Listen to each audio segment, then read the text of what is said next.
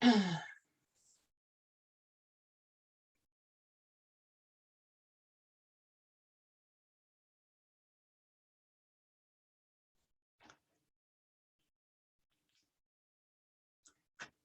afternoon, everyone. I'm assuming of the fact that I'm getting some messages coming up that we're now live. Hello. Welcome to Wages Wednesday. You will, those of you who are awake will notice I'm not Ian Holloway. Unfortunately, Ian has got a slight issue with his computer at the moment. It's decided to do a complete Windows update just as he was trying to log on. So he's rung me in a panic, and I said I'll sort of hold the fort until he joins us. So he is on his way. So welcome. I know he's hoping to cover quite a few topics. He's got a lot to get through this afternoon, so we may very well end up spending a little bit more time than normal. So what I'll do is, if anybody has got any questions, do bump them up. I haven't particularly got anything new to say. I was on an interesting HMRC new group yesterday, which is to discuss all the theory around construction industry scheme. Now, I know I've spoken to you about this before, and there's quite a lot of interesting information coming out. So I'll collate that all together, and I will be coming out to you all to ask for some examples of things that may or may not be going wrong, and a couple of things that I picked up that I didn't even realize sit within the construction industry scheme, which I'm going to come back to you at some stage. But anyway, apart from that, I do know that Ian is hoping to get through to actually do some holiday pay calculations for part-time staff and 0 hours contracts, which I know you've all been waiting for, and he's done all the theory bits and he's put it on his list to do today. But he's also got a lot of changes to talk to you about, with the announcement about the changes to the national insurance contributions for social care and all that sort of thing. So I don't think we've actually got any questions. Hi everyone, we've got lots of familiar names and faces on. We've got Lisa, we've got Sarah, we've got Sherry, Angela, Pauline and Kirsty. Good afternoon all. If anybody has got anything else to say, do put them up. We will be with you as soon as possible, and Ian's really sorry about the problem. So nothing coming up at the moment. Okay. Well, I'll just carry on then. You know me, I can carry on regardless. Oh, hi, Alex. All right, hi, Alex. Jackie. I just want to say that Ian will be talking at this year's Bookkeeper Summit, as will Jackie. So if you haven't got your tickets already, go grab your Bookkeeper Summit tickets. Ian's very much looking forward to presenting to you all, and yeah, it looks like it's going to be a really good yay for the technical. Yeah, I love the way they're called the technical trio. It's myself, Esther and Rebecca in no particular order. I should say Rebecca, Esther and I, because mine is very much tucked in at the back there. And Kirsty's come up and said, hi, a worked example of holiday pay for term time workers, i.e. 40 weeks, please. Well, interestingly enough, I've been doing some calculations on this myself recently. I've had somebody I know who works with a construction industry a member who works with a construction industry client, and they came back to me with some queries, and we've actually been working this through. So I think I've actually got an understanding of how this works now, but I'm hoping that Ian is going to confirm. So I'm not going to go through what my calculations were. Certainly the client was happy, the member, the employee was happy with what we worked out. So I think we probably got it right. So yes, term time workers and holiday pay. So what I will do is I will start to get some ideas put together ready for Ian, and we'll try and get through to those this afternoon. So term time. Yeah, okay, that's fine. Anything else come up on there? No, I think that's all. I think they're all and 0 hours contract staff. Yeah, the one I've been working on is 0 hours. Now, what I do know about 0 hours that we worked out is that 0 hours, you know, you have to go back over the past 52 weeks. So I don't think this is term time, but it might work out to be exactly the same theory. As I understand it, and Ian will correct me if I'm wrong, so I may just be talking at the top of my head. For 0 hours pay, you go back over 52 weeks to work out the average weekly wage, and then average number of hours they've worked over the last 52 weeks of paid work. And you go back for 2 years. So you're counting back the last 52 payments over a period of 2 years. And if you average that out, it should give you the average number of hours worked per week, and the average at the hourly rate gives you the average pay. Now that's actually the easiest bit, but it's actually, for me, it's working out how many hours you're going to pay them if they take a day off for pay. Because if you put this through the HMRC calculator, it no longer gives you the number of hours that they're due. It gives you, basically, as I understand it, it gives you the fact that they've got to be paid for 4 weeks, which works fine if they're taking a complete week. But what constitutes a week's pay under, if they only want to take a couple of days off? That's where my issue is with this.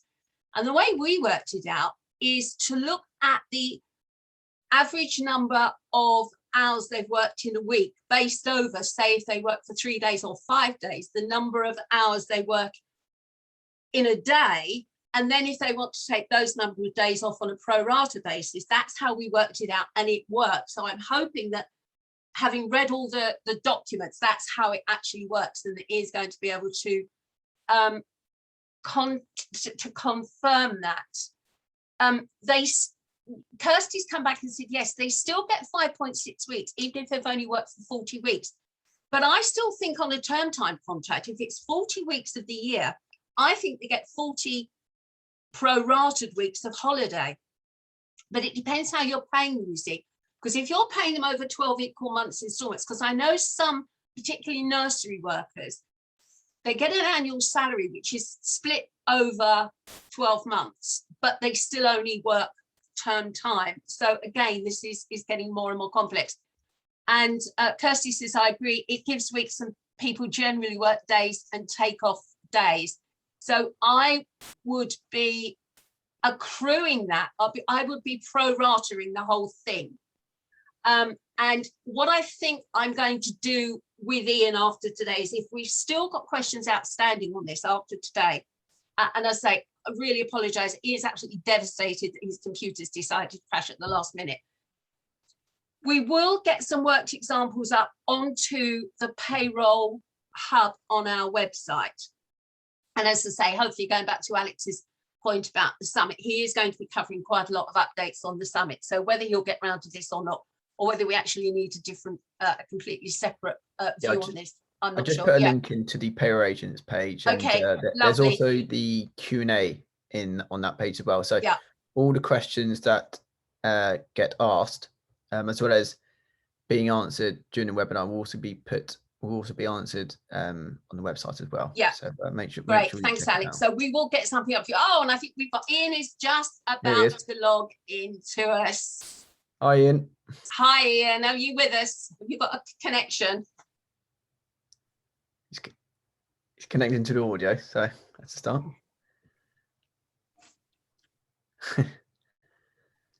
Looks like he's wandering around trying to find a good signal as well. Unmute. I think you're on mute, Ian. He might have a cup of tea in one hand and then his laptop on another. Yeah. You're still on mute, Ian.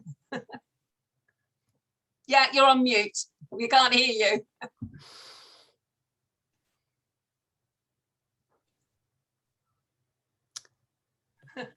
Oh dear. How about that? Here we go. Hello. Hi, not I'm the so best way to sorry. start an ICB TV. You filled it. Oh, yeah, live TV. Yeah, absolutely. Absolutely. Have you filled in for me? Yeah, I try to. We've got loads of questions here. And as I said to you about 15 minutes ago, I can blurb for England when it comes to something like this, or Wales. But it's we've got lots of questions. So what I think I'll do, if it's all right with you, Ian, is I'm going to stay on this afternoon, and I'm going to start working through these questions while I know you've got a lot of information to get across. So I'll let you get going. And then I'll work through all the questions that members have put up. And then if there's anything that you're not answering, or you haven't got planned to answer, I'll field them back to you at the end. Okay. Absolutely, absolutely. Brilliant. So live. I'll hand over to you then. Okay. Okay, I'll share my screen.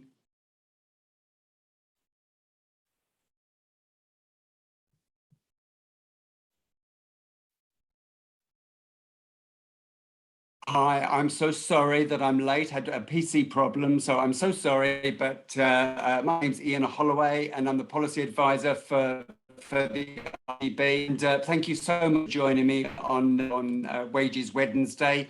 And this is my opportunity to share anything that I know for your benefit and your opportunity to tell me what you want to discuss. And I do want this to be a two-way working thing. This isn't the last you'll have heard of me. Hopefully my PC will be fixed, and I'll see you at the Bookkeepers Summit. So I'm looking forward to that. So what I want to talk about, and I know that Jackie's fielding some of the questions, and she's dealing with the questions, and I apologize again for being late. And so if we don't get around to answering some of the questions, I can promise you that I will get around with Jackie to answering all of the questions. So in the structure that I talked about last time, I want to quickly run through the devolved nations, because there's not an awful lot happening in the devolved nations. Then I want to talk about some things that are happening UK-wide. So it's a COVID-related support schemes, talk about those. And then the health and social care levy as well. I want to talk about that. Then there's a couple of topics that you indicated that you want me to discuss. So I would talk about national minimum wage, and I want to finish talking about holiday leave and pay as well. So quickly, let's go through the devolved nations. Now, I would normally spend time talking about this if indeed there's anything to talk about, but really there's nothing happening in the devolved nations at the moment. So in Scotland, the Scottish parliamentary term has just begun. So we've got to look for things coming out of the Scottish Parliament. In Wales, only thing, there was a vote last night in the Senedd, the only thing really of any interest is because the Welsh Labour are the government in Wales, but they haven't got a majority, but they're looking at a cooperation agreement with Plaid Cymru, which will be good, which will mean that anything that the Welsh government say will have Plaid back in, so it will get through, things like the budget. And in Northern Ireland, also, you may forget that they're part of the UK, but it's very important that we consider Northern Ireland. The only really significant thing is the Democratic Unionist Party have indicated that they're not happy with this Northern Ireland protocol, and they will walk away from negotiations, and they'll walk away from the executive. Now, if they walk away from effectively the government in Northern Ireland, then we've got the breakdown of devolution again in one part of the United Kingdom, which would be really inconvenient because the Democratic Unionist Party and the Northern Ireland Executive is in charge of so much that affects payroll, particularly employment law, where it's totally devolved. Okay, that's my quick run round the devolved nations. Now I want to talk about something that I have talked about before, and this applies to England, but England is not a devolved nation. And I talked about how employers can transfer unused apprenticeship levy funds, and they can do that now. However, the spending review in 2020 announced that they were going to allow bulk transfers from levy-paying employers to small and medium-sized employers or enterprises that weren't paying the levy. And the Chancellor of the Exchequer said that that would be from 2021 in September, but backdated to the 1st of August. Now, the last time I talked, I said, well, it's all to do with a pledge, but this online pledge facility had not been opened up, and we didn't know what was meant by a bulk transfer. Well, now we do know that a bulk transfer is going to be a levy-paying employer bulk pledging 25% of funds for particular apprentices, so they might define particular apprentices that they want to support. And the pledge facility is open now. So what I would really encourage is going right to the top of the screen there, is if an employer is not a levy paying employer, but wants to take advantage of the pledge by these larger employers to register on the digital apprenticeship service in England. But don't forget that co-investment is still available. So if you're not a levy paying employer, but you want to undertake, or want one of your staff to undertake an apprenticeship, the co-investment will be where the UK government will give 95% of the cost and the employer will pay 5% of the cost. And the second point on that slide about employing apprentices and the government giving you incentives, that's still available, and it's just been extended. It's definitely been extended in Wales, February 2022, and in England till January 2022. So look out for those initiatives and incentive payments, perhaps in the budget that's later on this month. Okay, let's talk about things that are UK-wide and that we're all feeling, and particularly the schemes, these two COVID schemes that were set up by the UK government. Firstly, the job retention scheme, and I'm absolutely sure that you're aware that that is closed. It closed on the 30th of September, but there's a transition period up to the 14th of October by which you can put forward a claim, and you can amend claims by the 28th of October.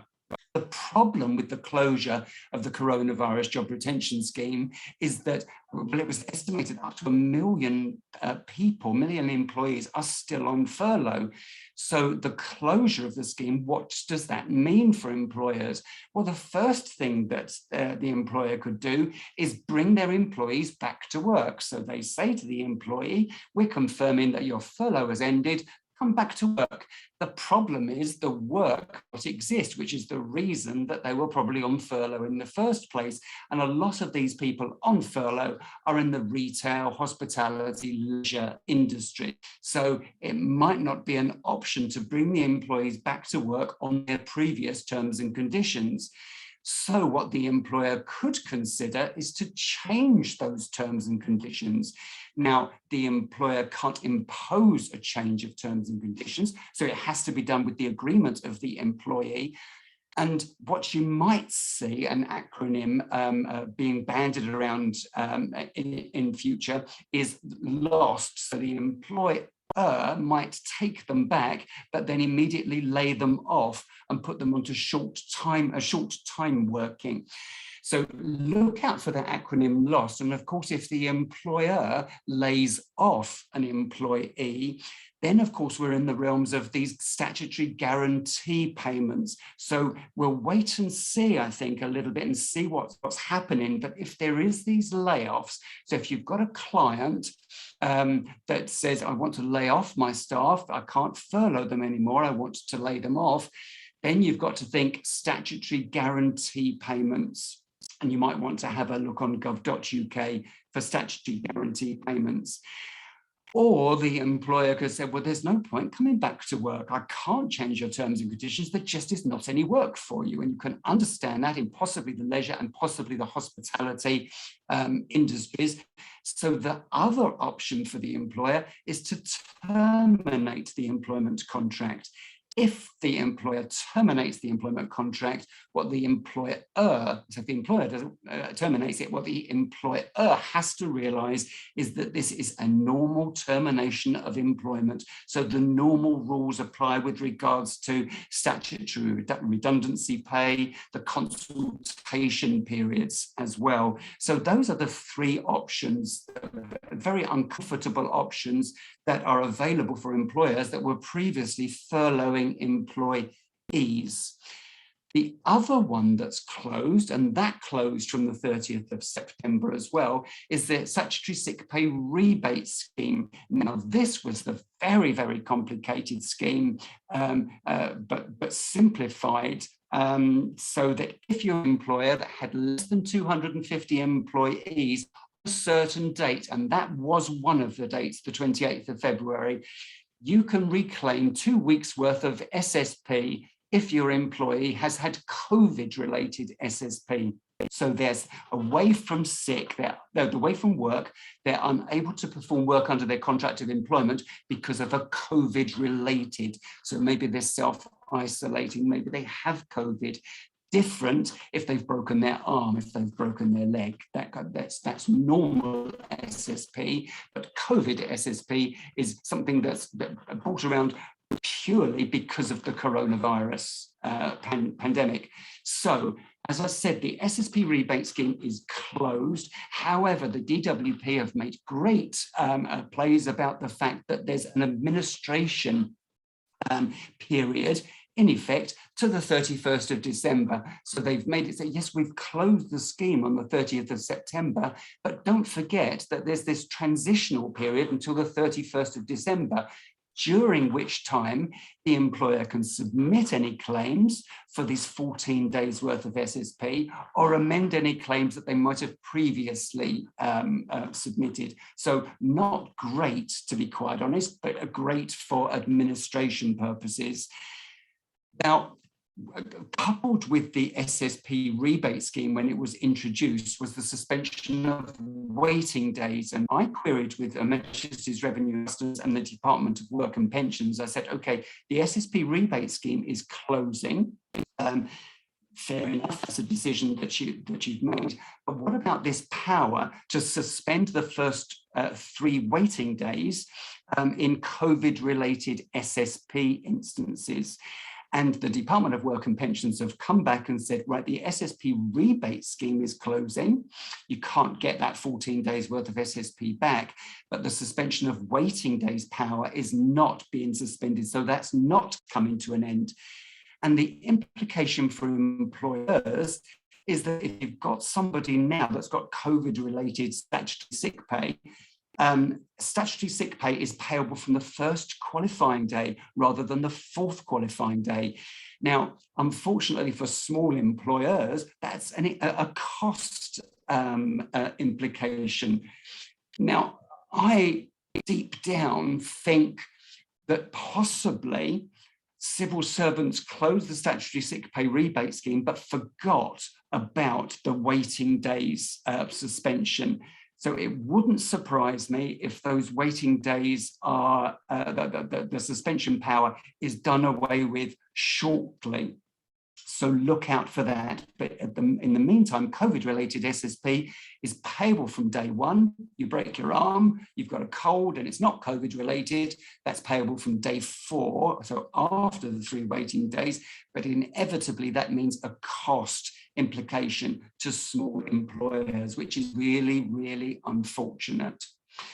Tax year 2022-23, we had the introduction of the Health and Social Care Levy. Now, I have just written quite a detailed summary of what this will mean to employers. So I don't mean to flip through this, but what I want to do is point you to the fact that an announcement has been made and that I have written about it for members that will go out in the newsletter.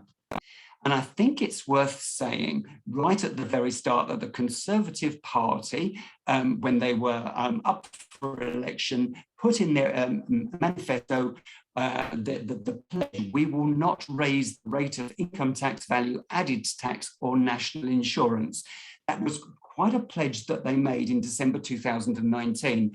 Well, of course, COVID happened in March 2020. The pandemic started in March 2020. So there was no way, in actual fact, that the Conservative Party, now the UK government, could have known about that. So in actual fact, it's cost millions and billions of pounds, these things like the coronavirus job retention scheme and the SSP rebate scheme. So it's perhaps understandable that this pandemic that could not have been foreseen has led to the introduction of this health and social care. I've put a link on the screen there, and there's links in the document that I've written to the information that's available about the health and social care levy.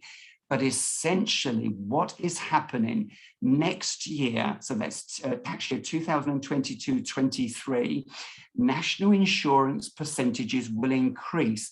And that's what you might have seen on the likes of social media and television broadcasting, news broadcasting, that the Conservatives have broken their pledge. That's what they're talking about there, because they've pledged not to do it, and they have done it.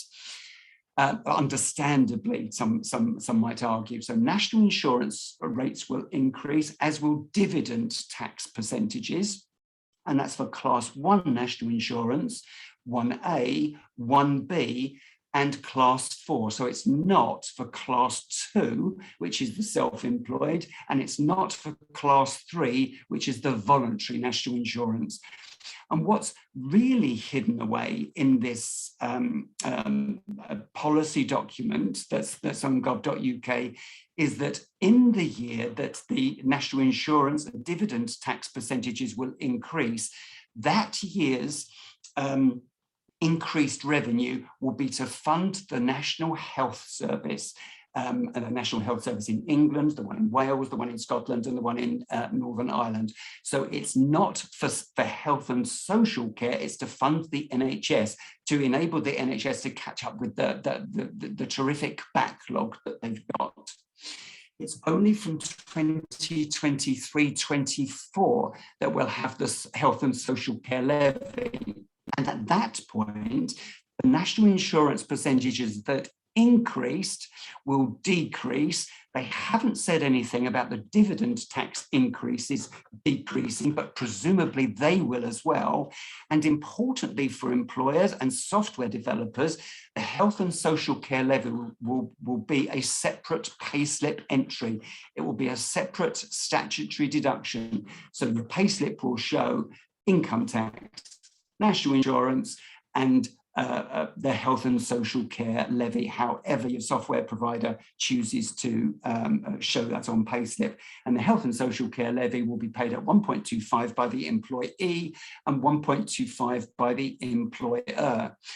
So what this means in 2022-23 for dividend tax above the allowance, which is currently set at £2,000. I'm not going to go through all the rates, but you can see that each of the rates that are paid in 21-22 will increase by 1.25%.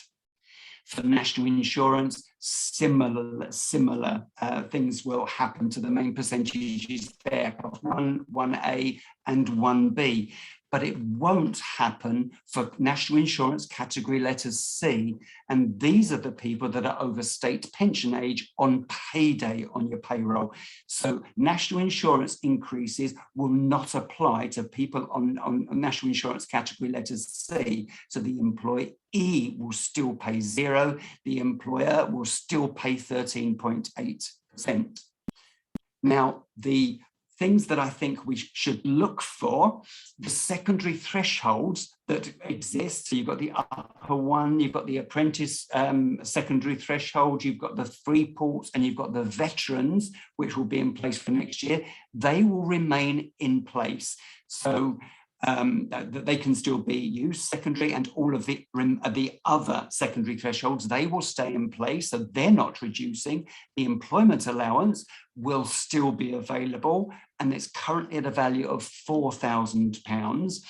And what HMRC have requested software developers do to explain away the national insurance increase in tax year 2022-23 is for software developers to put on payslips a standard payslip message along the lines of, the only reason your national insurance has increased in tax year 2022-23 is because of the health and social care levy, which in actual fact is just for NHS funding. So I think it's a bit of a cheek, to be quite honest, that HMRC have requested software developers to do that, and employers via their software developers are actually communicating the message which the government should be communicating. So what you might want to do is check with your software developers, are they aware that HMRC have requested that from next tax year on payslips there's going to be a standard payslip message. They've requested it. It's not mandatory, but they've requested it. And then you go on to 23-24, and it's the Health and Social Care Levy that actually comes into place, and this new statutory deduction that is based on NIable pay. And I've been talking with various people about the introduction of this, and that's how they've banded it around. It's the new statutory deduction, and it's going to be based on national NIable pay at 1.25%. It's not quite as simple as that, and there's a lot of things that will come out of the woodwork. But if we just think about it that way, we've got a little bit of time, we just think about it that way at the moment. Most importantly for software developers, it will require a separate entry on payslips, so they'll have to set up a separate pay element in software. It will apply to class 1, A, B, and 4. So it won't apply to 2, and it won't apply to 3. So a consideration or considerations there will be IR35 employees, your deemed employees. They will be subject to the Health and Social Care Levy, as well as deemed income tax on deemed income. You'll have deemed national insurance and deemed Health and Social Care Levy. That's another cost that the deemed employee will have to bear, and the deemed employer or engager will have to bear. The employment allowance can still be offset. Look out for the value of the employment allowance. I wonder if the Chancellor will do anything about that in the budget that's on the 27th of October. I wonder. And the Health and Social Care Levy from 23-24 will apply to employees that are over state pension age on payday.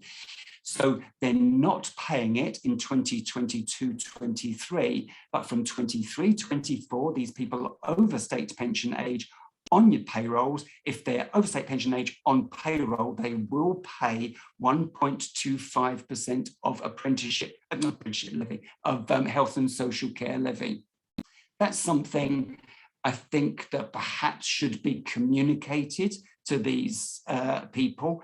Obviously, we're going to have to look for a new P60 specification, a new P11D as well. So there's a lot of things that is going to come out, a lot of things that software is going to have to consider. And I wonder if employers will look to make use of schemes that exist at the moment to avoid paying the Health and Social Care Levy. Now, I'm not into tax evasion or tax avoidance, and it is a tax. There's no getting around that. It is a tax. But I wonder if employers will legitimately think, well, I wonder if I can use this scheme. I wonder if I can change my pension scheme to a salary sacrifice pension scheme. I wonder if maybe I can employ more people under the age of 21, because under the age of 21, it means that there's a higher secondary threshold. I wonder if maybe I can change my location from where I am to be working in a Freeport location and take advantage of the Freeport upper secondary threshold. A couple of questions I've been asked is, can employers salary sacrifice the Health and Social Care Levy in 2023-24? And absolutely they can't do that. Absolutely they can't do that, because an optional remuneration or a salary sacrifice is most often the employee giving up money from their salary, their contractual salary, in exchange for something like a non-cash benefit, like a gym membership or a childcare voucher, something like that. But you can't divert your contractual salary to pay your obligation for the Health and Social Care Levy or your employer's Health and Social Care Levy obligation. So absolutely they can't do that. I do think that employers will maybe look, oh, let's employ more apprentices under 25, let's employ more people under 21, but that opens up a whole realm of discrimination issues, because you can't advertise a job role out there, only under 21s need apply, or only people that want to go onto an apprenticeship need apply. So a whole lot of discrimination things open up, but I wonder if employers will make legitimate use of existing ways to reduce NIable pay. I wonder, and I wonder if the government in the UK budget will do anything to prevent that. Another one to look out for. National minimum wage. Okay. This is something that you wanted to talk about, and I think it's really important that we talk about it, and I've written about it as well. So this is another document that I sent over, which will appear on a newsletter and appear on the hub. And what I really wanted to highlight was what the Department for Business, Energy and Industrial Strategy in Great Britain have come out and said are the common reasons that the employer fails to pay at the national minimum wage or the national living wage. And I just want to go through these quite quickly, because I have written this document.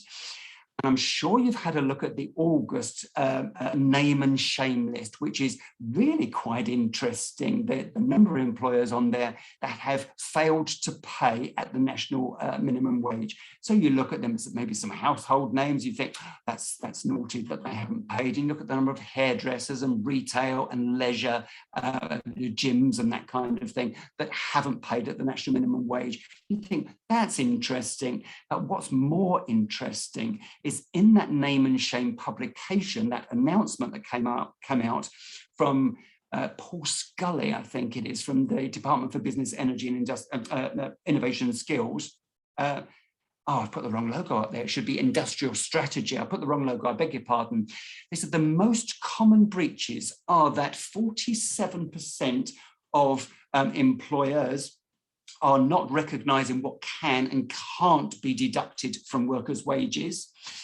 30% of employers are not recognising what working time is, and 19% of employers are paying the incorrect apprenticeship rate, or they're applying the apprenticeship rate, but they're applying it perhaps for longer than they should, or they're applying it for a period before the employee actually went on to a statutory apprenticeship, bearing in mind that they're different in England, Wales, Scotland, and Northern Ireland.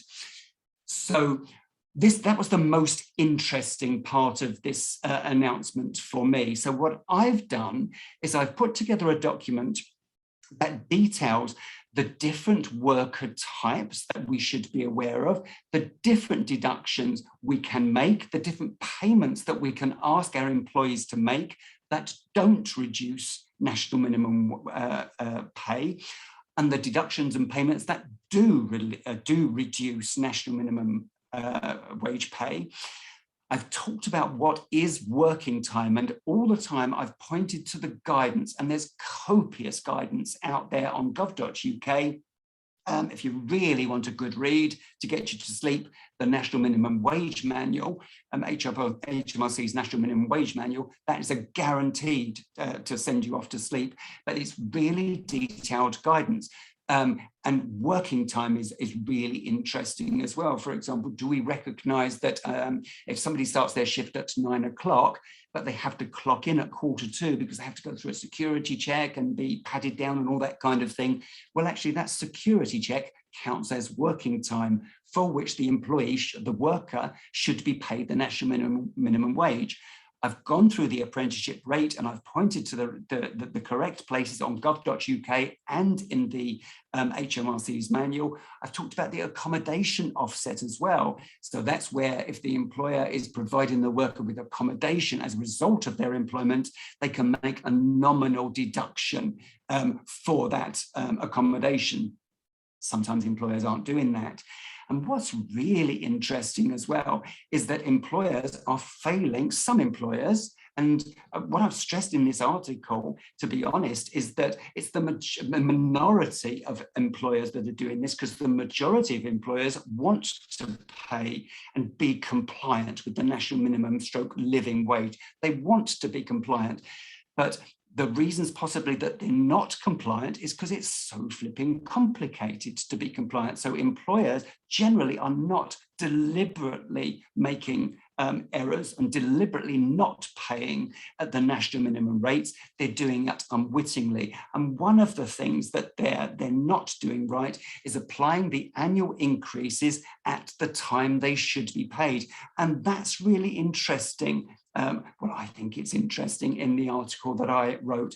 Another one, hadn't really thought of this, to be quite honest, is when the worker changes rates, national minimum wage rates, because they've had an 18th birthday, they've had a 21st birthday, or they've had a 23rd birthday. Didn't really think of that as a reason for non-compliance. But what the document says is that an 18-year-old, a 20-year-old that turns 21 is due a different rate at the time that they turn 21, and employers are failing to recognise that. Possibly it's their software that's failing to flag that to them. So look out for that document, because, well, I think it's quite a good document, to be quite honest. But then I wrote it. Holiday leave I wanted to talk about now. And I can imagine that Jackie and I will be bombarded with questions about holiday leave, because the legislation and the guidance is so vague. Nothing is clear cut. You must do it this way. You must do it that way. So I'm going to try and get over as I think employers should be operating it, but nothing is black and white in legislation, which is really, really unfortunate. It's all part of, you wouldn't really call it employment law, it's working time, which impacts payroll.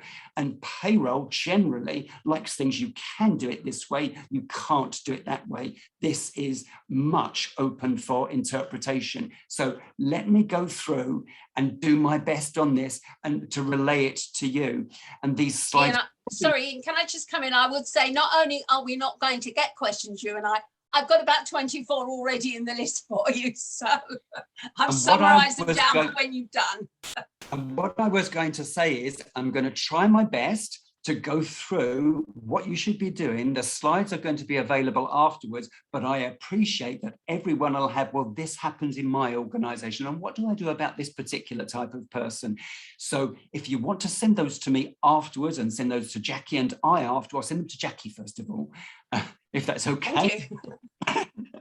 And then we'll look through them, because it's going to be really interesting, but there's going to be a lot of things that are bespoke to a particular organization or a particular person. So I'm going through it sort of like generically, but there's going to be a lot that's bespoke. But do send us any queries. And honestly, Jackie and I will look at them, because it is absolutely fascinating. What I've also said, Ian, is that we're going to put some more examples up on the Payroll Hub on our website, so that we can actually go through some of the very specific ones that are coming through, and they're linked together in about 4 or 5 different groups, so it shouldn't be too difficult. But anyway, you carry on, sorry, and I'll... Terrific. No, terrific. The more examples, the better. And I've put examples in here as well, and I've put links to guidance as well. And I think, and again, if you're really, really up for it, do read the working time regulations. Bearing in mind, there's one set in Great Britain and there's another set in Northern Ireland. But if you're really up for it, read the working time regulations and see if you can understand it, because nobody else totally understands it and is able to put things down in black and white, because the working time regulations believe that everybody is weekly paid.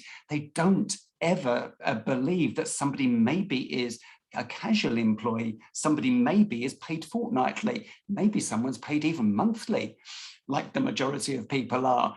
The working time regulations don't cater for that, which is why things are so unspecific. So I've already been through this before, that there are 3 types of leave, and I don't think employers realize this. There's your Euro leave, your domestic leave, and your what they call over and above or contractual leave. All have different rules. So your Euro leave is that imposed by the Working Time Directive from the European Union, or you could refer to it as your use it or lose it leave, because what the European directive said and the working time regulations initially said was you've got 4 weeks entitlement per year, 20 days if you're a full-time employee, you've got 4 weeks, and if you don't use it by the end of the holiday year, you lose it. However, because of COVID, what the government have said is this use it or lose it leave, if it's been unable to be taken because of COVID, it can be carried forward. And the Euro leave is paid out at new normal remuneration. And I'm going to talk about more about pay, what we include in elements of pay. The domestic leave brought about by domestic UK legislation. So this had nothing to do with the European Union at all when we were members. It's 1.6 weeks, and the domestic leave can be carried forward for 1 year if there is something in the contract of employment or there's some arrangement with the boss, the supervisor, that it can be carried forward. Now, that's not paid at the value of normal remuneration. That is paid at the value of a week's pay. And a week's pay is defined in the Employment Rights Act in Great Britain or the Employment Rights Order in Northern Ireland, and it's different from normal remuneration. And then you've got the third type of leave, which is this over and above or contractual leave. So it could be that the contract of employment says you've got a statutory right to 5.6 weeks, because that's what every worker has, 5.6 weeks. So you've got a statutory right to 5.6 weeks, but in addition to that, you can have 5 extra days. That can be carried forward, and the rate of payment will be dictated by what the contract of employment says. So the contract of employment says you're going to get an extra 5 days, but that 5 days will be calculated as per your normal salary or salary plus overtime or something like that. Do employers do that? And I do discuss that later on. Do employers actually realize that there's 3 types of leave? No, I don't think they do. Do employers realize, and do software developers actually bother about the fact that there's Euro leave and there's domestic leave and there's over and above leave? Do they look at that? Do they bother about it? And do they consider, well, all of them could be paid at different rates? No, I don't think they do. So I'm going to talk about that quickly a little bit later on. But I want to talk about something that Gary mentioned, which is about bank holidays or public holidays. Now, the United Kingdom recognises that UK-wide there are 8 bank holidays. That's regardless of the fact that there might be more in Scotland. I think there's 9 in Scotland, and I think there's 10 in Northern Ireland. But the UK recognises in the domestic part of the legislation that there are 8 bank holidays. If there are additional bank holidays, and I think we've got one coming up next year, haven't we, for the Jubilee? Maybe I'm wrong. Entitlement to that additional holiday will be as per the contract of employment or the contract for services if the person is a worker. But most importantly, there is no statutory right for the worker to be paid or given leave for bank public holidays. So as I say, no statutory requirement at all. So any bank holidays or public holidays that are paid, that are given and paid for by the employer do actually count in that 5.6 weeks statutory entitlement.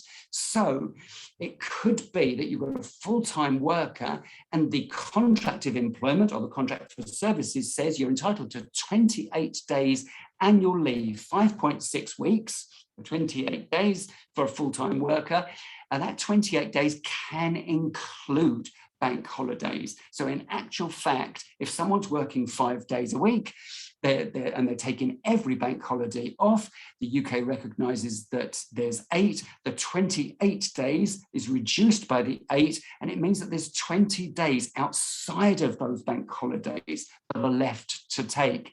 However, many contracts of employment provide for the day off, and usually those are paid. So for a full-time employee, and I know that myself, I'm entitled to whatever I'm entitled to, plus bank holidays. So for somebody on a full-time week, it could be they're entitled to 28. Everyone's entitled to 28 if they're 5.6 weeks, because 28 is the statutory minimum, plus bank holidays, plus public holidays. Consider what the contract of employment says, specifically around additional public holidays. Oh, excuse me. And a common problem is that part-time employees will have a pro rata entitlement to the 5.6 weeks, but a pro rata entitlement to the bank holidays as well, the 8 bank holidays. And let me try and explain that on later slides, but I want to talk about the 4 worker types that are differentiated in the guidance from the Department for Business, Energy and Industrial Strategy. But before I talk about the worker types, I think because it's so vague, the legislation, it's so complicated, the guidance, and the guidance frequently says there's nothing in legislation to say how this should be done, but we think it could be done like this. So there's absolutely nothing, but if you just remember as employers or as processors of employers' payroll, that the overriding concept of the legislation written into the working time regulations is that all workers, assuming that a worker is there for 52 weeks, a full year, has an entitlement to 5.6 weeks of paid leave. However, all of it is calculated differently for these 4 different worker types. So we've got your days worked employee, and it could be days worked full or days worked part-time. You've got somebody that doesn't work days of the week, somebody works hours per week. And then you've got somebody that's on a casual or irregular 0 hours contract. And then you've got shift workers as well. Now, that's how the legislation defines it. And that's how the guidance talks about how to calculate the leave and the pay for the 4 worker types. So your days, your hours, your casual and your shift workers. So let's go through each of those. And if I'm going through them quickly, I apologize, but these slides will be available afterwards, and Jackie and I will make sure that there's something up on the hub so that this is understandable.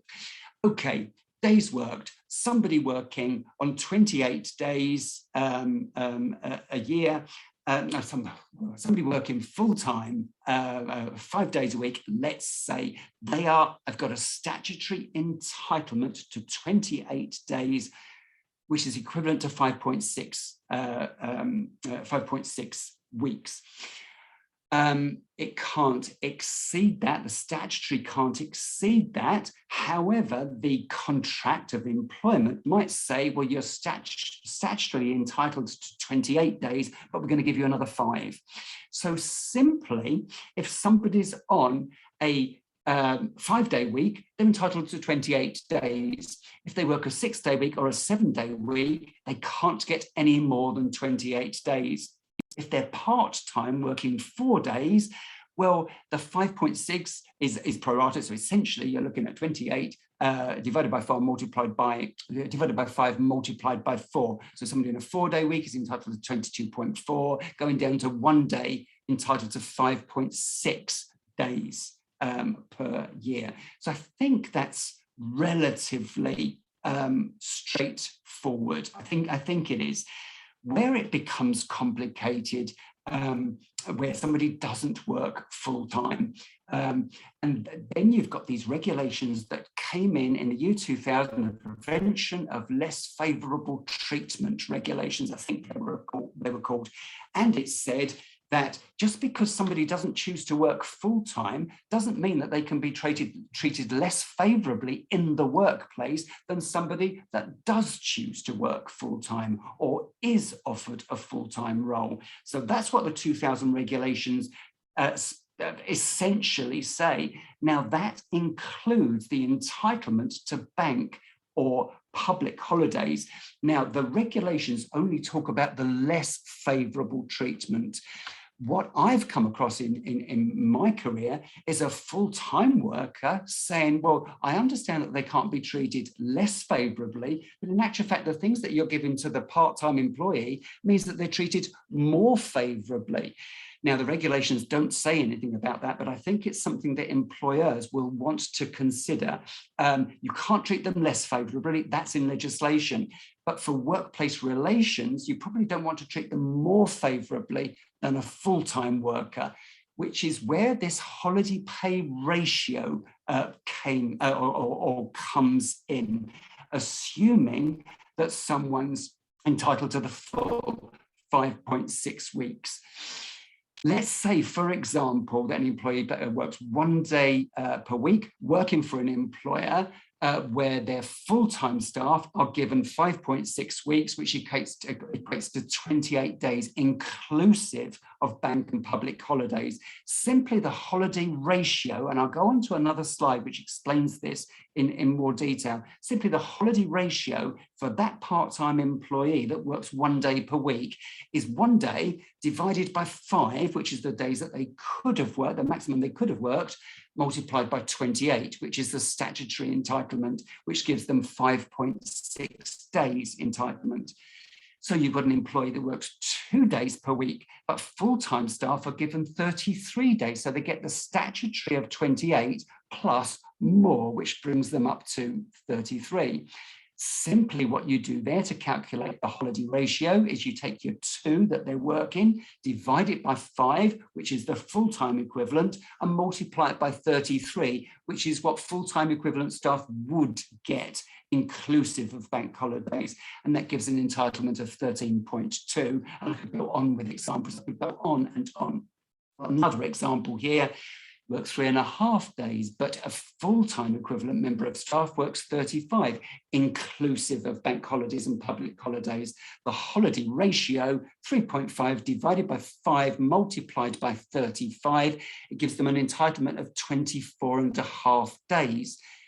And I've expressed that on this holiday ratio grid, if you like, here. So the first column will indicate the statutory minimum that an employee might get, and it could be inclusive of bank holidays or exclusive of bank holidays, but assuming it's inclusive of bank holidays, somebody working a 1 day per week,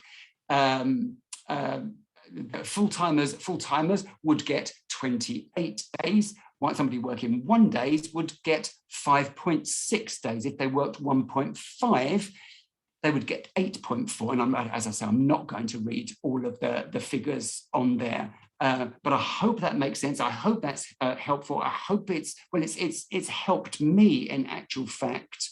With regards to how many days does this part-time employee, how much holiday leave are they entitled to? So we're talking leave here. So the first column is the statutory minimum. They must get 28, but 36 right at the end. It could be that they're getting 28 plus bank holidays. So 28 plus 8 gives, so a full-time employee would get 36. So if a full-time employee would get 36, but a part-time employee who can't be treated less favorably was only working 1 day a week, their statutory entitlement would be 7.2 days. That's inclusive of bank holidays. I hope that makes sense. You're gonna have to look at these slides afterwards. So I'll just give an example here.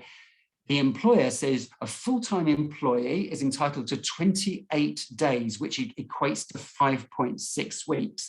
And that's inclusive of bank and public holidays, the UK recognised bank and public holidays. So you've got employee A and you've got employee B, two situations which I'm absolutely sure you're going to come across with clients or in the workplace. Employee A works 2 days per week on a Wednesday and a Thursday. His or her entitlement is 2 lots of 5.6 if you refer back to that grid on the previous slide. Now, they can take holiday whenever they like because, and it's got an asterisk there, because in 2021, the bank holidays and public holidays were as outlined there. This is assuming also that the bank holiday, the holiday year runs from the 1st of January to the 31st of December. And sometimes the holiday year doesn't always run that way. So you can see there that employee A, yes, they work part-time. The full-time person would have got more, but they're entitled to 11.2 days. Well, in 2021, assuming 1st to the 31st of December, to January to the 31st of December, none of the days that they're not working, none of the days that they're working fell on bank holidays anyway. So the 5 Mondays, they would have always had off because they weren't working. The Tuesday, which I think is after Christmas, isn't it, this year? Well, they wouldn't have been working anyway. And the Friday, which would have been Good Friday, well, they had it off anyway because they wouldn't have been working. Employee B, however, works on a Monday and Tuesday, so only works 2 days a week. So they've got the same statutory entitlement, 2 lots of 5.6 days, looking at that holiday ratio, which is on the previous slide, 11.2 days. However, they cannot just take holiday whenever. What the employer really should be doing is looking at, well, you've got an entitlement 11.2 days. However, 6 of those days fall on days when you would have been working, i.e. 5 Mondays and 1 Tuesday. Therefore, I'm going to use those days and you've got 5.2 left over and you can take those whenever you like. Now, this is not written down into legislation. It's not written down into guidance. The employer might choose to do something else. They might choose to to work it another way, but this is a way that could work for employers. It could be done like this. If you've got another way of doing it, absolutely fine. But the fundamental thing to remember is everybody's entitled to 5.6 weeks over the course of the holiday year, which is prorated, and part-time employees can't be treated less favourably than full-time employees. But similarly, your full-time employees are not going to want to see part-time employees treated more favourably. Jackie, just say to me, yes, Ian, that makes sense. Exactly. I was just about to come in and say that makes perfect sense, because for me, your paid holidays are days for which you would normally be paid to work. So if that is a Monday, that is the day you would normally be paid to work. If you're taking it off, you take it off as a day's holiday because you're not actually working and you would be. Whereas in employee A, there are no bank holidays, but you're not being paid to work on bank holidays. So therefore, you're being paid to work Wednesdays and Thursdays, and those are the days that you take off as paid holiday. Absolutely. Now that kind of thing, I mean, employers are going to might want to use that kind of example, and obviously that's going to change every year, because you can bet your bottom dollar in 2022 there'll be less Mondays, there might be a Wednesday, and there might be a Thursday, there'll probably always be a Friday, mostly Monday. There'll always be a Friday, but there'll be other days as well. So that is something that might have to change every year, but it's an example of what an employer could do to make sure that both employee A and employee B get their pro rata 5.6 weeks. They're not disadvantaged by the fact that they're part-time, but it also takes into account that your full-time employee is not looking at your part-time employees and saying, well, yeah. I also think for members that are listening, one of the most useful, I mean, they're all useful, don't get me wrong, Ian, but for me, the one that actually put it into context was that table, because it depends on how many days you're contracted, a full-timer is contracted holidays, so say up to 36 days. That breakdown of how it works has got to be the most useful table I've seen in a long time. Oh my goodness. That's going to be brilliant. And hopefully members will feel the same, because it makes perfect sense. And I hadn't picked up where you've got extra days contracted holiday over and above the minimum, how that works for part-timers. That makes perfect sense to me. So thank you for that. Oh, Jackie, I love that lady. Let me move on. You need to, now let's get that was the easy one, I think. That was the easy one, but hours worked, to be quite honest, I don't think is that that difficult. But with your full-time employees and your part-time employees, you have got the pro-rating and you have got the bank holiday, public holiday consideration, where possibly you don't always with the hours worked, although an hours worked person that only works the hours they choose to work or the hours they're given probably would come under the category of being a casual worker. So this is an hours worked person, and you would calculate their leave entitlement exactly the same as the days worked person. However, instead of giving them a number of days per year, you give them a number of hours. So simply, as it says there on the slide, and I'm not going to go through it because it'll bore the pants off you. I'm not going to go through it, but simply where there was a day's entitlement for the gentleman on the previous slide, for this lady, you convert the days to hours because that's how they're paid. They're paid by the hour. But the person on the previous slide was paid by the day. Well, they worked a certain number of hours in the day. He was paid by the day. This lady is paid by the hour. Always remembering, most important, they're entitled to 28 days or 5.6 weeks. So just an example here to hopefully give you, sort of bring it to life. A worker does 30 hours over 4 days. So their average daily hours, 7.5. Their entitlement is the lower of 28 days or 5.6 for the days worked, and as it says there, 22.4. 22.4, and that was in that ratio grid, wasn't it, Jackie? I'm sure it was. 22 times 4 times 7.5, they've got an entitlement of 168 hours per year, which will be paid at their average hourly rate. We'll talk about. Can I come in there, because this covers at least half the questions we've got. So I've actually worked through this with one of our members, and we were trying to sort this out. Now, if I can just bring in here, working out these average hours, as I understand it, the current legislation says that you have to go back over the last 52 weeks worked to average it out, which is the legislation. So for me, if I go back over 52 weeks worked and I average the number of hours worked in a week, that's what gives me that average number of hours worked in a week over 52 weeks. Is that correct? Yes, yes. And the same with the hourly rates.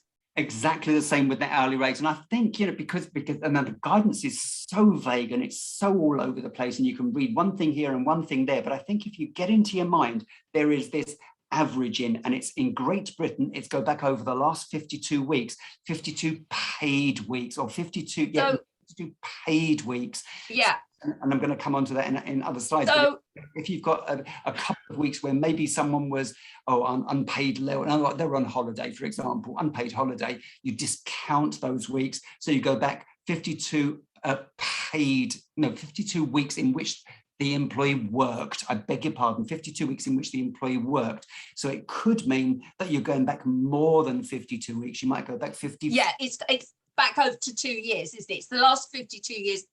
Last 52 weeks over 2 years. Maximum now, 104. In Northern Ireland, it's only 12. Oh, well, I'm glad Northern Ireland kept it simple. Northern Ireland kept it simple only because devolution had broken down. And legislation through at the same time. Go on, sorry. So, sorry to keep on at this, because I know this is what's confusing most of our members, because it confuses me. So I've now got the average number of hours they've worked over the past 52 weeks, and I know what their hourly rate is, or an average hourly rate is. Let's say someone says to me, I want to take a day's paid leave rather than a week, because on average wages, what we're trying to work out is, if someone says to me, I'm going to take next week off, exactly how much how many hours do I have to pay them, when I don't know what the average, when the hourly worked, you might have 4 hours one day, 15 hours, or 7 hours the next day, because particularly in the caring industry, where you're going in and out at very short notice and you're doing different shifts, it's working out the number of hours. So how does that work out? You've got, where does your, sorry, I'm just looking at your entitlement, is the lower of 28 days or £5.6 for the days worked. So you've got an average of 7.5 hours a day. I still can't get my head around how that works out to the number of hours. Sorry, Ian, can you go over that? Because I think that's what's causing members confusion. Well, and just sort of like you're talking about, I want a days here and I sort of like, I want a week here.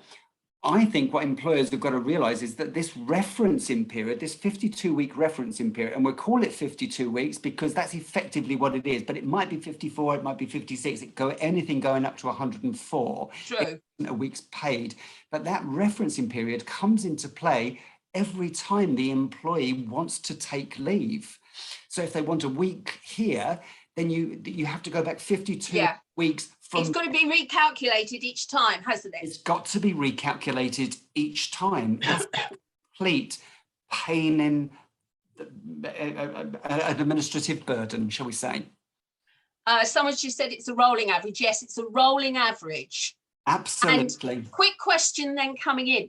Do you exclude weeks where someone was paid holiday pay in the 52 weeks? Presumably, yes, you do. You do. Because that's equivalent to a paid worked week, isn't it? So yes, if they've got holiday, you would include that in there. No, if they were on holiday, you wouldn't. It's only weeks where they worked. And if you're on holiday, you can't work. Sorry, Gina, I got that wrong. You can't So it work. is paid weeks, excluding any holiday pay. It's weeks paid for work. For work. So if they've had a week in 8 weeks ago and they had a week, you exclude that from the calculation and carry on back and exclude the holiday pay, because that's based on the previous average, so can't be included in the new average. That's right. That's right. Absolutely right. Now, I think what employers are going to want and members are going to want to have to consider is, does your software do this? And if it does do it, is it doing it right? Well, again, I think with it not even talking about software, Sherry's just got an interesting point here that says, if it's a rolling average, could they then end up with less entitlement? So I suppose, yes, it is, because if they're working less or more recently in the last 52 weeks, that is going to affect the holiday entitlement.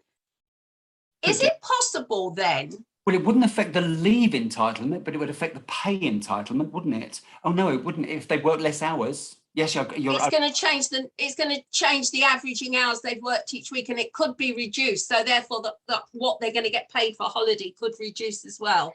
Absolutely, and absolutely.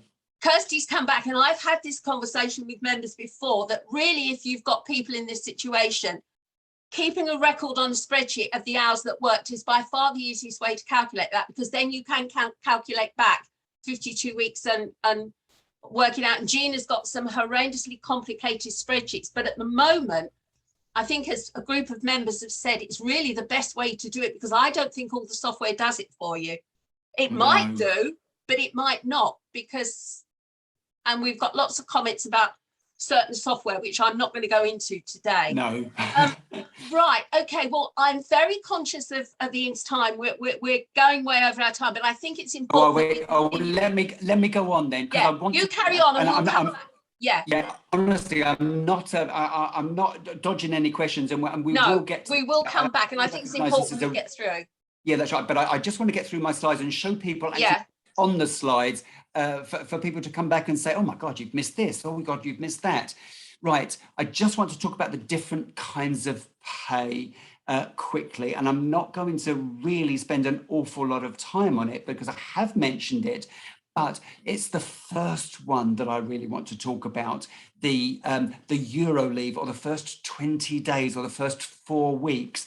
And the case law rulings that have come about regarding Euro leave, and they've all been regarding Euro leave, and it's called Euro leave because that 4 weeks came to us because of the Working Time Directive, and they have said, all of the case law rulings have said, anything that's paid to the employee that is intrinsically linked, they would expect it to be included in the holiday pay calculation. So it's intrinsically linked to them performing work under their contract of employment or contract for services if they're a worker. So you're talking your overtime, your voluntary overtime, your normal overtime, your guaranteed overtime, your bonuses, and arguably your car allowances and all that kind of thing. And there's a wide range of things that should be included, and the good guidance for that, Ian, good guidance for that. ACAS, I think ACAS is good guidance. Commission is another one. But those things that are intrinsically linked don't have to be included in the domestic leave. So that's the 1.6. And they don't have to be included in the over and above leave, which is governed by what's in the contract of employment. But do employers differentiate? I'm absolutely sure they do not. I'm absolutely sure they do not. I'm absolutely sure that software couldn't do it either.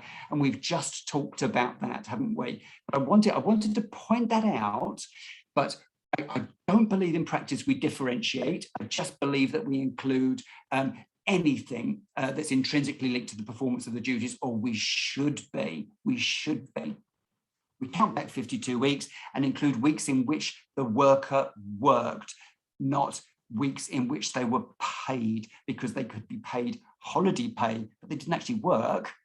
They were paid holiday pay, but they didn't actually work. And we go back a maximum of 2 years. So we've talked about that. Now, when it comes to monthly paid, well, the working time regulations don't even recognise that somebody could be monthly paid or fortnightly paid or daily paid or annually paid or quarterly paid or whatever. Have a look at that guidance there.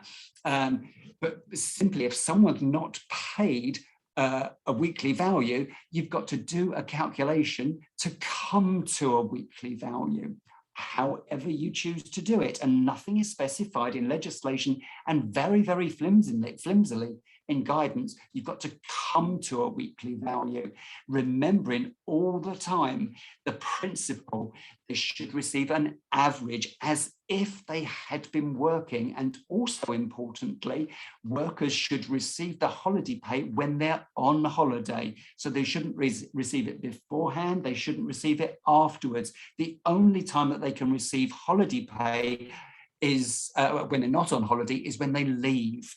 So on termination of employment. But when the employee is on holiday, they get holiday leave, and that leave must be paid at the time that they take the leave. That's another principle that employers should be following. Do employers always do that? No, I don't think they do at all.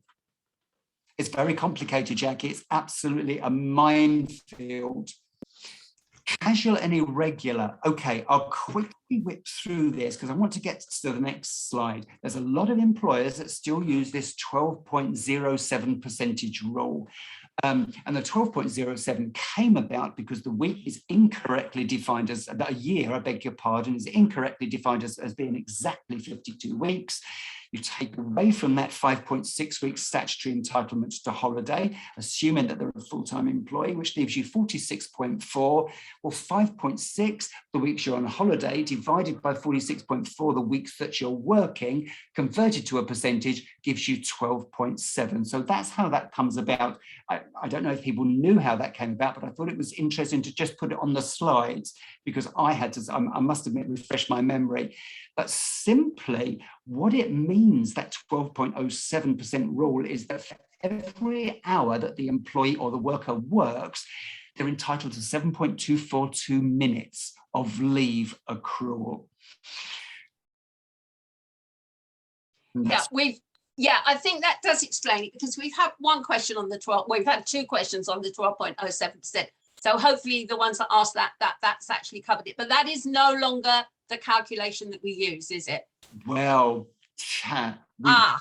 we've got to look at this piece of case law that's been held in the Supreme Court at the start of November, because this Mrs. Brazel was a part-year worker. So she worked for a school and she was paid over 12 months, but she only worked for 9.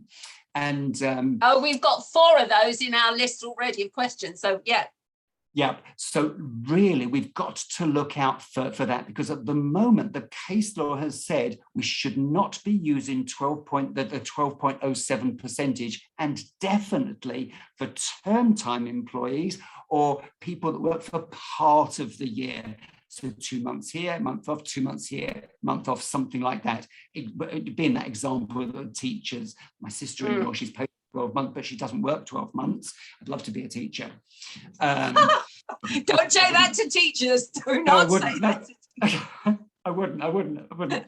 So we've really got to look for Mrs. Brazel's ruling against Harper Trust going to the Supreme Court. But at the moment, definitely for term time people and part year workers, we should not be using the 12.07% rule. But for others that are casually, irregularly paid, that 12.07% rule does actually come out with pretty accurate result. However, the ruling from the where is the employment, is it Court of Appeal? Oh my God, the Court of Appeal, Employment Tribunal, Court of Appeal, High Court, Court of Appeal, High Court. The ruling said that employers can use the 12.07, but be aware that actually if it comes out in the wash as being 13.07, the employer has got to make good that 1%. But generally 12.07 will fit the bill for the majority of people. But look for Harper Trust versus Brazel, and definitely do not apply that 12.07 to term time, these teachers, or part year workers. Because generally, and this is what Harper Trust and Brazel was all about. Generally, we should be calculating the weight on this slide, but the regulations do not say how it's done. And the guidance from the Department for Business, Energy and Industrial Strategy is quite open. And it says, you know, the regulations don't say how it could be done, but remember the principle. They must an average of 5.6 weeks and the average pay that they would have expected to get. Remember the principle all the time. Yeah, Ian, before you move on, can I just say thank you, Kirsty. Kirsty sent me a link, but she's put a link up in the chat line to the actual case law, the case that's going on. So if you want to look that up, Kirsty has put that up, but I think we will obviously come up as soon as we know an answer to this. Kirsty, Thanks, maybe Kirsty. you should come on and tell us what it's all about. One day we'll get Kirsty on. We've been trying to get her on for ages. Anyway, sorry, I'm conscious of our time. Carry on, Ian, sorry. Remember that underlying principle. I mean, because in anything that you do, remember that principle. Workers are entitled to 5.6 weeks holiday leave for which they should be paid an average of what they would expect to receive if they weren't on holiday. And I think if everything you do is underpinned by that principle, I don't think you can upset your employees or your workers. So remember that principle. So these people, the leave entitlement, you look at the previous 52 weeks from when they start, that when they want to go on holiday, but you discount those weeks that we talked about, weeks in which there were no earnings, when they didn't do any work, when they were on sick because they couldn't do any work when they were sick, furloughed because furloughed is not classed as being working, or on holiday, because if you're on holiday leave, you can't be working. I've talked about that cap, 104 weeks as well. And the pay is simply over the 52 weeks, look at the average hourly rate, and the pay to be paid for the leave that's going to be enjoyed by the worker is calculated like that. It's all a question of this rolling average, and it's a complete pain in the backside. It really is. 12 weeks was much easier for employers. It really was. But what the government said, and God, what was his name? Matthew Taylor, I think. What he said is, it's not reflective of what's actually happened over the holiday year. It's only reflective of what's happened in the last 3 months, which is absolutely valid. Absolutely valid. Can I just, before you go on to shift workers, can I just pick up a question on this one? Sherry's asked, is there a difference between a term time employee that has fixed hours and a casual term employee?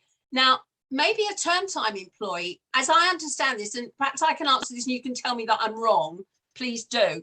If it's a term time employee, but they're paid in 12 equal installments, there is no issue there because they're being paid the whole for each month of the year, and that will include their holiday money. If they got that, it will include holidays, won't it? Like anybody else. Yes, that's exactly right. But that was Mrs. Brazel. Yeah. And what the employer did there was use 12.07 to calculate the holiday entitlement, and they also paid it irregularly as well, which was very. Oh, okay. Now, yeah, therefore, if they're paid term time only and they're paid a number of weeks of the year, but they're full time for those, presumably that would be a standard holiday calculation, but on a pro rata basis of the number of weeks they work in the year.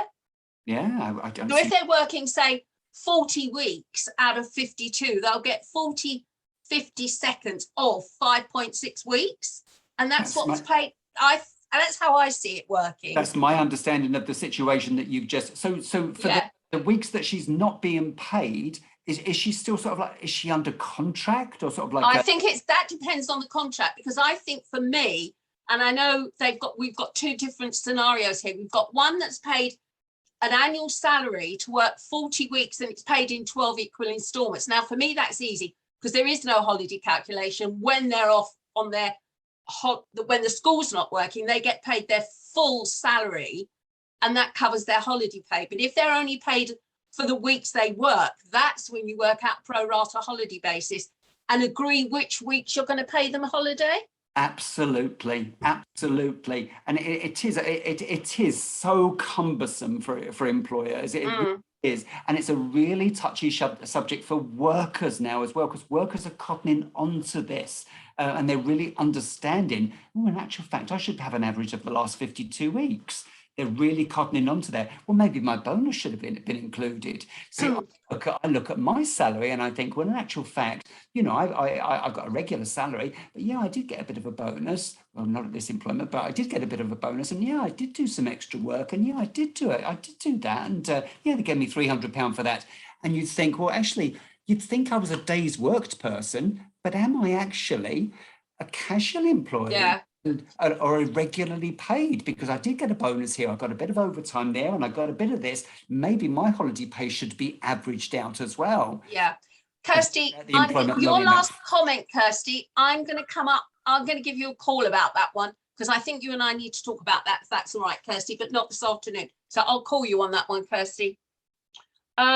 Okay, sorry, Ian, if you want to carry on quickly. Well, no, I'm just going to sort of like quickly whip through this to be quite honest. But you've got to remember the statutory entitlement, assuming it's a full year, and remember also that the legislation doesn't specify how to calculate it. It just does not. So just as an example here, and I'm not sure if shift workers are a big thing with members, but we've got some. I know we've got some. But there's an example there on the slide, and I think shift workers, your day and your hourlies are probably the easiest ones. The bank holidays is a consideration, but I think that holiday ratio might help employers, because constantly, even at my workplace, employers are saying to me, well, how do I calculate the pro rata bank holiday entitlement for somebody that works 3 days a week? Well, that holiday ratio to me does seem to give it. Yeah. Yeah. I think that looks fairly straightforward, that one, because you're working out the average number of shifts you do in a week and you know what you're paying, and that's how. So therefore, if they want to take a day off, they take a shift off and they get paid for one shift, which is however many hours at an hourly rate. Absolutely. And I think it's going to make more sense when members can actually sit down and they can read these slides and they can digest it, and I can correct the logo. But I've pointed on this slide to the most recent guidance that's available, and you'll laugh reading this guidance and the number of been there. It says nothing specified in legislation. Now the pay one is a new one. The leave one, that's okay. ACAS, this is going to be on the internet, isn't it? I love the ACAS guidance, but I prefer the Northern Irish guidance from the Labour Relations Agency. That's what LRA stands for. The only thing to say about the Labour Relations Agency guidance is in Northern Ireland, there's still a 12-week reference period. So you could actually take the Labour Relations Agency guidance and for every 12 weeks, replace it with 52 weeks. And then it would apply to Great Britain. But yeah, I like the Labour Relations Agency, but I think employers have got to approach this practically, remembering 5.6 weeks, an average of the pay that they would have received had they been working. That's the really underlying principle. But yeah, approach it practically. And if it means keeping an Excel spreadsheet, well, unfortunately, that's what's going to. Yeah, there's just, I think, before we finish, and I'm very conscious it's 3:30, there's one more quick question I'd like to ask Ian that Jean has come up with. And it's to do with a student who only works 12 weeks a year, so in their summer holidays. Do they still get 5.6 weeks of their average weekly pay, or are we pro-ratering it down? Because if you average 12 weeks out the whole year, that's going to bring their weekly wage their average wage down. So they would get 5.6 weeks at a much lower rate, or a pro rata of the 5.6 at the average rate they actually worked in the year. Well, you would, yeah, they're entitled to 5.6 weeks for the weeks that they work.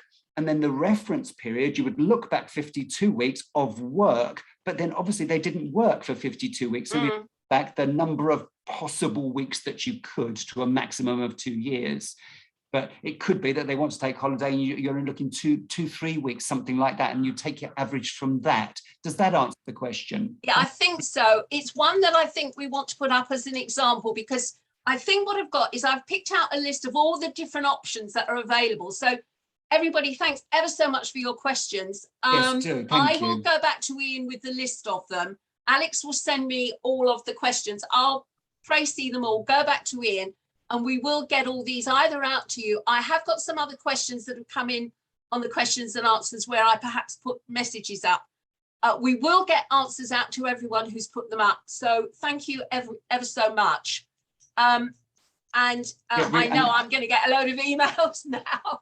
No, I mean, wouldn't it be lovely to have sort of like like almost a portal, sort of like your go-to place? It would be absolutely lovely. So it's been really good talking about holiday pay and holiday leave, but it's been absolutely mind-blowing, to be quite honest. It really has. So I appreciate that this one is quite a quick one. We probably get more questions on this than anything else at all. So thanks ever so much, Ian.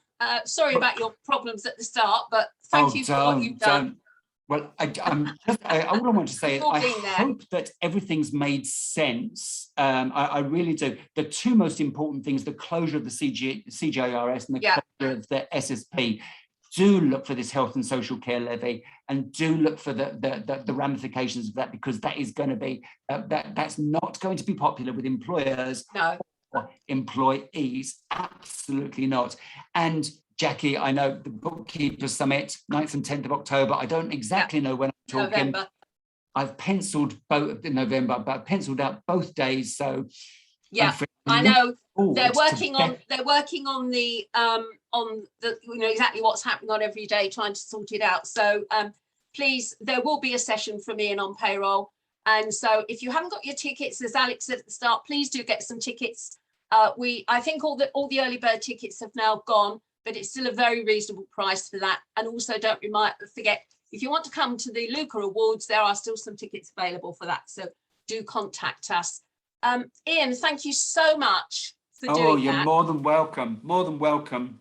And the next time I do this at the start of November, we've got the budget to digest, haven't we? And fun, yeah. Will be in the budget.